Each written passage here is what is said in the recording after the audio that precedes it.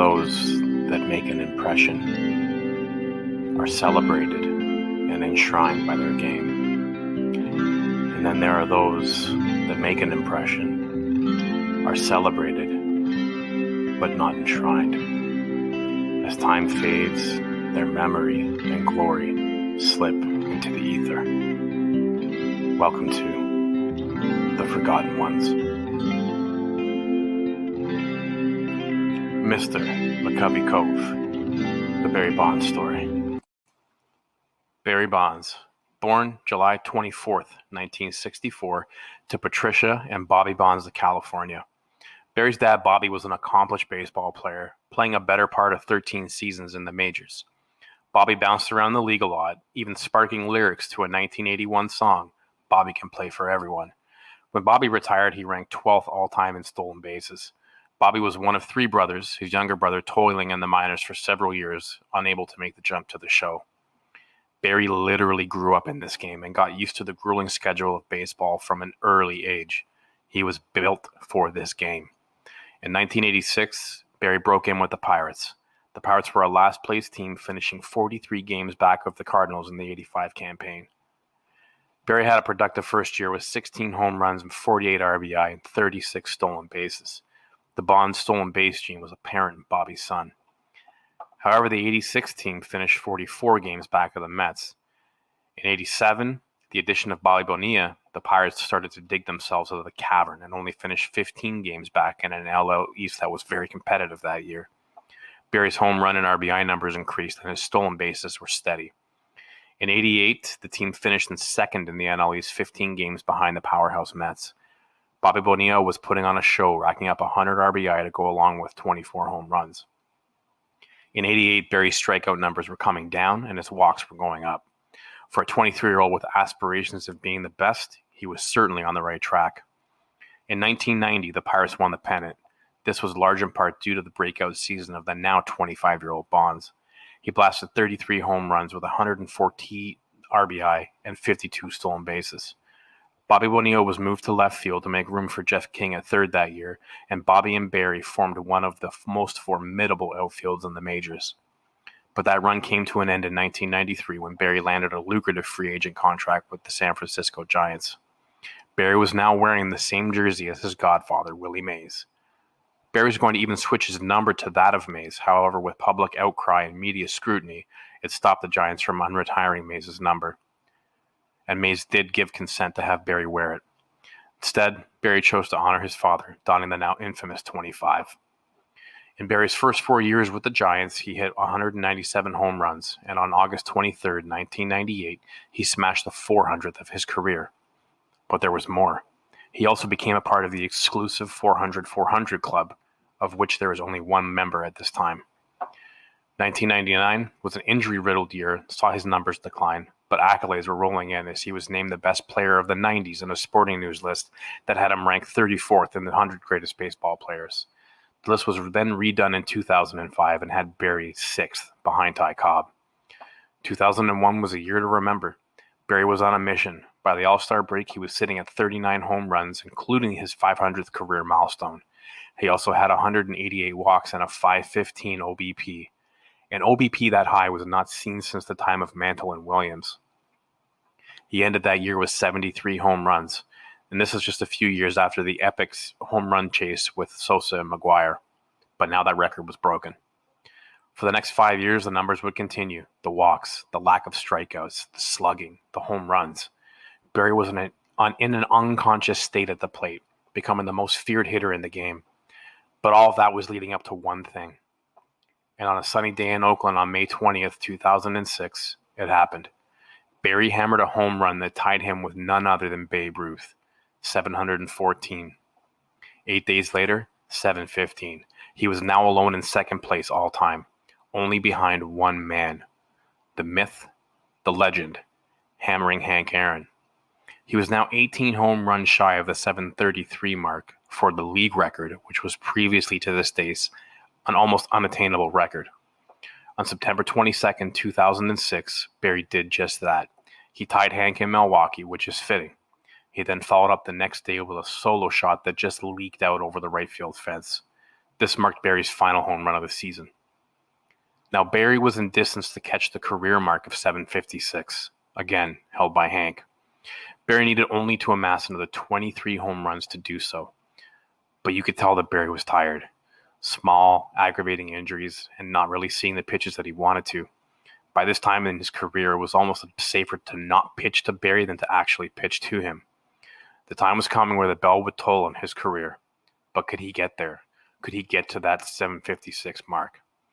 All he needed was another streak, 10 to 15 games where he was seeing the ball really well. It was doable. In 2007, there were some contract issues. After a lot of back and forth and intervening by the commissioner's office, Barry was forced to settle on a one-year deal. The start of the 2007 campaign was a rough one for Barry.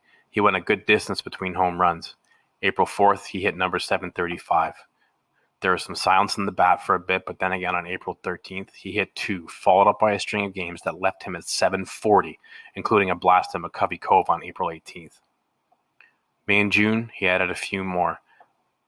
July 19th, he went 3 for 3 against the Cubs, including 2 big bombs. But then, the culmination of a career. The traveling on buses, the traveling on airplanes, away from your family for 20 years. 20 years of pain and anguish of a grueling 162-game schedule. It happened. August 7th, 2007, at 8:51 in the bottom of the 5th. 2 outs. No one on base. Mike Baschik threw a 3-2, 86-mile-an-hour fastball up in the zone that Barry put a charge into. The air was thick. The ball was headed to the biggest part of the ballpark. Could it go? Barry's arms were up as soon as he hit the ball. He knew it. Unfortunately, in 20 years from Mike Baschik, he will be a clue on Jeopardy known as the pitcher. What this did was bring Barry's career full circle. He had accomplished what could be accomplished for 33 years. He attained the unattainable. But with greatness comes those that wanted to throw you and muddy your name. But Barry had made some mistakes that definitely upset some people. First, in 2003, he withdrew from the MLBPA's licensing deal, feeling that he could get better marketing deals on his own. He was also the first person in the 30-year-old program's history to not sign that agreement. This left an association of players and players past feeling that Barry was thinking he was better than them. Then if things didn't get worse for him, the Balco scandal jumped up. Things did not look good as Balco was headed by Greg Anderson, who also happened to be Barry's personal trainer. Barry was in the middle of an epic home run chase, and the thought of steroids being brought up is something that started to tarnish his image. A lot of reporters will tell you that he wasn't the most pleasant person to deal with in the scrums after the games. Barry was indicted in 2007 on 4 counts of perjury and obstruction of justice. The prosecutors filed paperwork insinuating that Bonds had tested positive for steroids a month before he broke McGwire's home run record, who was another man being punished for the use of anabolic steroids. 2005, Balco was done, and deals were struck where Anderson did not need to name the players involved. See, at this time, there was no rule for steroid use. In fact, it came in later. In 2011, Barry was convicted of obstruction of justice due to evasive answers he gave during the Balco trial. However, Barry fought this and appealed, and later the conviction was overturned 10-1. But the damage was done. There were no records that were kept stating that Barry had been taking some undetectable drugs. There were also reports of him flying into roid rages. The list is long of those that came clean and admitted to using steroids. Some of them even saying that Barry himself gave it to them. Here are some hard facts. 1. Steroids only showed up on the MLB banned substance list in 1991. 2. The MLB did not start testing players until 2003. So everyone points fingers at these guys for using them and says that the integrity is poor and that they disrespected the game. But let's take a look at some of the greatest that ever played. Babe Ruth. Babe was a known user of cocaine and methamphetamine, horse tranquilizers, and drank like a fish. Ty Cobb. Ty was an abuser of cocaine. Let's also not forget about his admittance to killing a man on the street in Detroit so he could see what it felt like to kill a man. Mickey Mantle. Mickey used to inject a cocktail into himself that included anabolic steroids. Tris Speaker, Cap Anson, well, their issues are apparent. So if we can conduct a little exercise, From 1986, his rookie year, to 1991, when they began testing for steroids, Barry had amassed 142 home runs, 212 steals. To average that out, it's 28 home runs a year for a 20-year career that's still 506 home runs.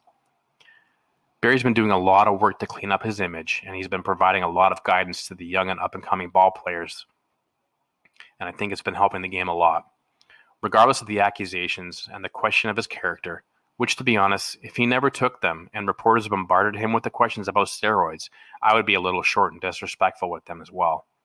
But those are the guys that cast the Hall of Fame votes, so there is no coincidence as to why he is now in his final year of eligibility.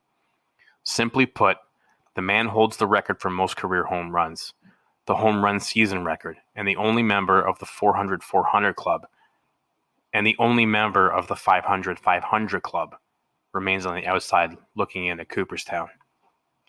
As time goes on and people forget about that day in 2007, there is a huge risk that Barry Bonds, his image, his talent will fade, and he will become a forgotten one.